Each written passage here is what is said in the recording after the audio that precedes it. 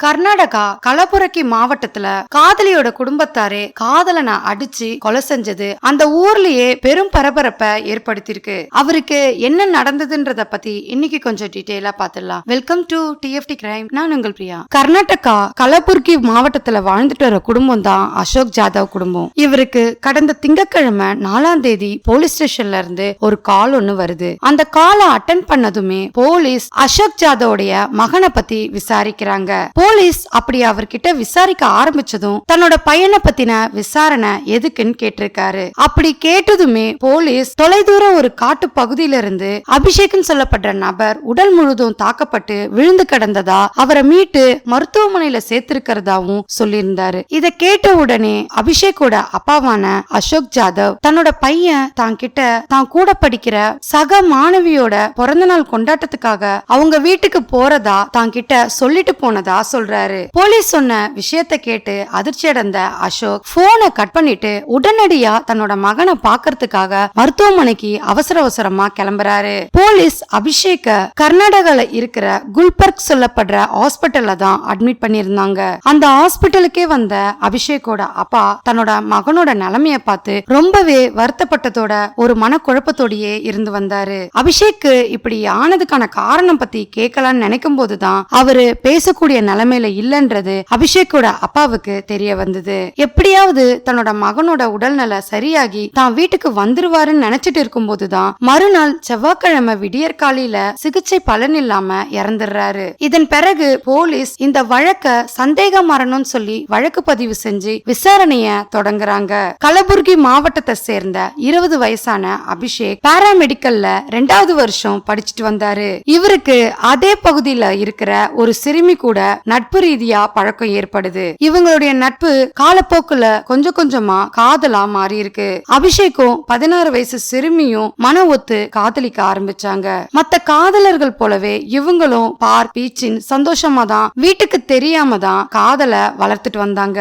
இப்படி இருவரும் 3 வருஷமா வீட்டுக்கு தெரியாம காதலிச்சுட்டு வந்திருக்காங்க. இந்த சூழல்ல தான் ஒரு முறை சிறுமியோட வீட்டுல காதல் விவகாரம் தெரிய வருது. சிறுமி அவங்களுடைய பெற்றோரோட கண்காணிப்புல இருக்கும் போதே மணிக்கணக்குல அபிஷேக் கூட போன்ல அரட்டை அடிச்சிட்டு இருந்திருக்காங்க. இந்த விஷயங்கள் எல்லாம் வீட்டுல சிறுமியோட பெற்றோர் கண்டுபிடிச்சதுமே சிறுமிய கண்டிக்க ஆரம்பிக்கிறாங்க. அப்படி தன்னோட பொண்ணை மட்டும் கண்டிக்காம அபிஷேக்கையுமே கண்டிக்கிறாங்க.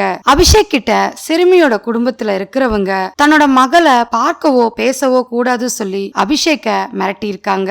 அபிஷேக்கும் அவங்க மிரட்டும் தோணில சொன்னதால இனி தன்னோட காதலியான உங்களோட பொண்ணை சந்திக்கவோ பேசவோ மாட்டேன்னு சொல்லிருக்காரு. ஆனா அதையும் மீறி காதலர்கள் 2 பேருமே யாருக்கும் தெரியாம மொபைல் போன் மூலமா தொடர்புலயே தான் இருந்து வந்திருக்காங்க. சிறுமியோட பெத்தவங்க பல முறைக்கு மேல சிறுமிய கண்டிச்சிருந்தோம் அபிஷேக் கூட அந்த சிறுமி பேசுறதையும் சந்திக்கிறதையும் நிப்பாட்டாம தொடர்ந்து தன்னோட காதலனான அபிஷேக் கூட தொடர்புல தான் இருந்திருக்காங்க அந்த சிறுமி. இதனால கோவப்பட்ட சிறுமியோட பெத்தவங்க அவங்க பொண்ணுக்கே தெரியாம ஒரு திட்டத்தை போடுறாங்க. அபிஷேக்க தாக்கி கை கால்களை உடைக்கணும்னு நினைச்ச சிறுமியோட பெத்தவங்க அந்த சிறுமி கிட்டயே அபிஷேக்கும் உனக்கும் திருமணம் செஞ்சு வைக்க போறதாவும் இதுக்காக அபிஷேக் கிட்ட பேசுறதுக்கு வீட்டுக்கு வர வைக்க சொல்லிருக்காங்க. வீட்டுல பர்த்டே பார்ட்டி நடக்கிறதா சொல்லி அபிஷேக்க எப்படியாவது தான் வீட்டுக்கு வர வைக்கிறதுக்கான வழிய செய்து முடிச்சாங்க. அவங்க போட்ட திட்டத்தின்படியே சிறுமி அவங்களுடைய காதலனான அபிஷேக்கு போன் பண்ணி வீட்டுல பர்த்டே பார்ட்டி இருக்கிறதாவும் அந்த பார்ட்டில நிச்சயம் நீ கலந்துக்கணும்னு சொல்லி கூப்பிட்டு இருந்திருக்காங்க. இதுக்கு சம்மதம் தெரிவிச்ச அபிஷேக் மார்ச் 5ஆம் தேதி தன்னோட காதலி வீட்டுக்கு போயிருந்திருக்காரு. அபிஷேக் காதலியோட வீட்டுக்கு போறதுக்கு பதற்றம் இருந்தாலும் மறுபுறம் சந்தோஷமா தான் அவங்களுடைய வீட்டுக்கு போயிருந்திருக்காரு. அப்படி காதலியோட வீட்டுக்கு நுழைஞ்சதுமே அங்க பர்த்டே பார்ட்டிக்கான எந்த ஒரு தடையுமே இல்லாம இருந்தது. இதனால சந்தேகமான அபிஷேக் சுதாரிக்கிறதுக்குள்ளவே சிறுமியோட மாமா அபிஷேக்க ஒரு ரூம்குள்ள தள்ளி தாழ்பால் போட்டிருந்திருக்காரு. அப்படி தாழ்பால் போட்ட கொஞ்ச நேரத்திலேயே சிறுமியோட சொந்த பந்தங்களும் அவங்களுடைய மாமாவும் அபிஷேக்க கட்டையாலையும் கம்பியாலையும் பயங்கரமா தாக்கியிருக்காங்க. அப்படி அவங்க தாக்குனதுல அபிஷேக் தலையில அதிகப்படியான காயங்கள் ஏற்பட்டதா சொல்லப்படுது. கிட்டத்தட்ட 2 மணி நேரத்துக்கு மேல அபிஷேக்க தாக்குனதா சொல்லப்படுது. அப்படி தாக்கப்பட்ட அபிஷேக்க அவங்க வீட்டுல இருந்து தொலை தூரத்துல கொண்டு போய் அபிஷேக்க ரோட்ல தூக்கி வீசிருக்காங்க. அப்படி வீசிட்டு ஆம்புலன்ஸுக்கும் அவங்களே போன் பண்ணி சொன்னதா ஒரு தகவல் வந்திருக்கு.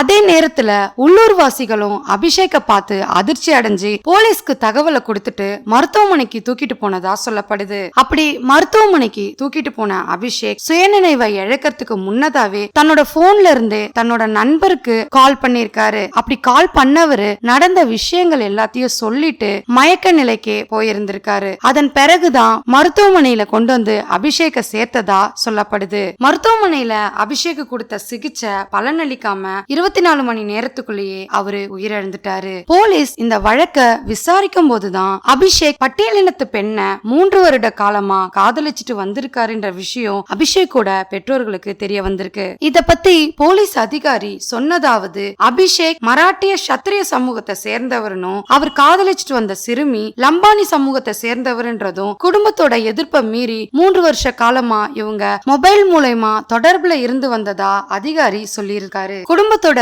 எதிர்ப்பையும் மீறி மொபைல் மூலமா தொடர்புல இருந்ததாலேயே சிறுமியோட பெற்றோர் கோபம் அடைஞ்சு அபிஷேக்க தாக்குனதுக்கான காரணமா சொல்லியிருக்காரு. அபிஷேக் உயிரிழந்ததை அடுத்து அவருடைய உடலை பிரேத பரிசோதனைக்காக அனுப்பி வச்சாங்க. போலீஸ் சிறுமியோட பெற்றோர்கள் கிட்டையும் உறவினர்கள் கிட்டையும் விசாரணை நடத்தினாங்க. அப்படி நடத்தப்பட்ட விசாரணையில சிறுமியோட பெற்றோர்களை கைது பண்ணாங்க. இன்னும் சிலர் தலைமறைவா இருந்து வந்தாங்க.